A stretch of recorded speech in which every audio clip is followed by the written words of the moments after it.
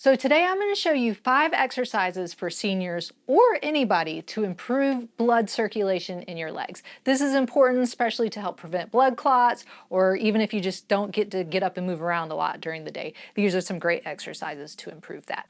So the first one is just going to be simple ankle pumps. Ankle pumps are great because you can be working at your desk, you can do them pretty much anywhere. So you can do them together or you can do them one at a time. An ankle pump is just kind of like it sounds. Make sure your foot goes over your dog and you're just going to point your toe as much as you can and then pull the toes up as much as you can. So just pointing and flexing like that. If you've got good balance, you can do them both at the same time. Just point and flex like that. Or if you just want to alternate back and forth, you can point and flex. You can kind of even modify it and just do a little bit almost like a heel toe raise on the floor, which is still like an ankle pump. And that makes those calf muscles kind of work like natural pumps to help keep that blood flowing in the legs. So those are some of my favorites.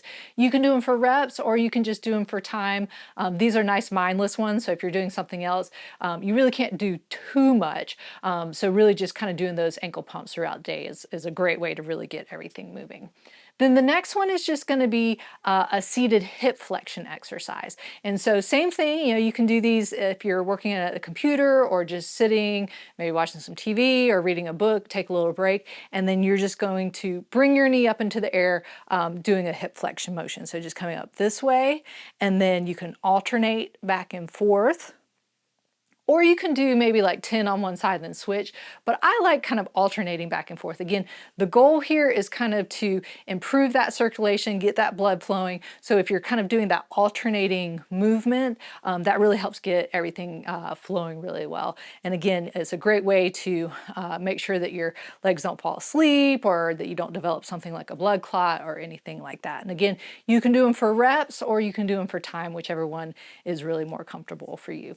So then, making it a little bit harder, I'm going to stand up and then I'm just going to stand in place and do some marching. So this would be if you don't have a lot of great balance or you haven't done these before, make sure you're by a countertop or you've got a nice sturdy chair, or turn around and hold onto your couch. But it's just like it sounds, you're marching in place, but you're kind of going a little bit slower. So it is a little bit of a balance exercise too. If you've got a cane or a walker, you can do that with those just to modify it a little bit and give yourself a little bit of extra stability in there. But again, I like to alternate back and forth because the goal is to improve that circulation. You're really kind of improving the blood flow throughout your whole body, especially when you're doing the standing exercises. And again, you can do it for reps or you can do it for time, whichever one is more comfortable for you. Then the next one is just going to be a modified or a mini squat. I know a lot of times seniors are like, oh, I don't know about squats. But if you do them correctly, make sure you have something behind you, like your couch or a chair or something safe. If you want to try it with somebody helping you first for some assistance, that's great too. Just make sure you're in a good, safe environment. So with a mini squat, it's just like it sounds. You're going to get kind of into a squat position where your feet are about hip width apart, toes are pointing forward, and then you're just kind of unlocking your knees. Now, I'm sticking my bottom back, so it's not bringing my knees over my toes. You might see a lot of knees over toes stuff. In my opinion, that puts a lot of pressure on your knees. If you can do it, that's great, but if you're already hurting, then you want to just unhinge your hips and go back. That's going to be working those glutes, those hamstrings, the quads, those big strong muscles is what you're looking for.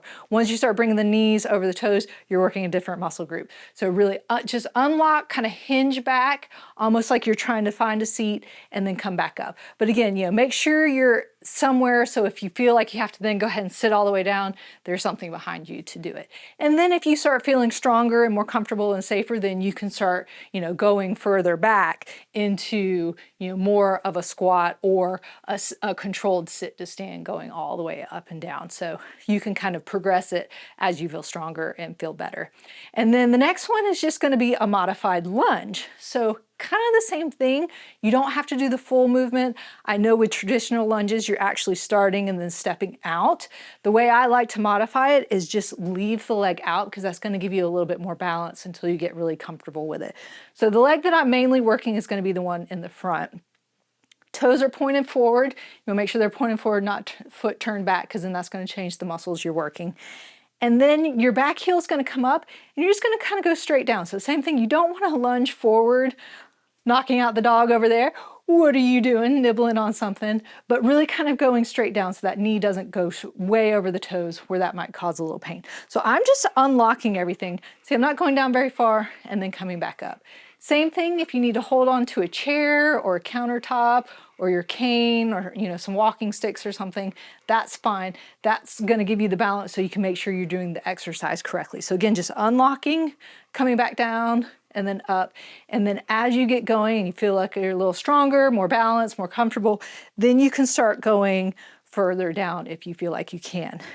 If you feel like it's a lot, you can alternate every single time.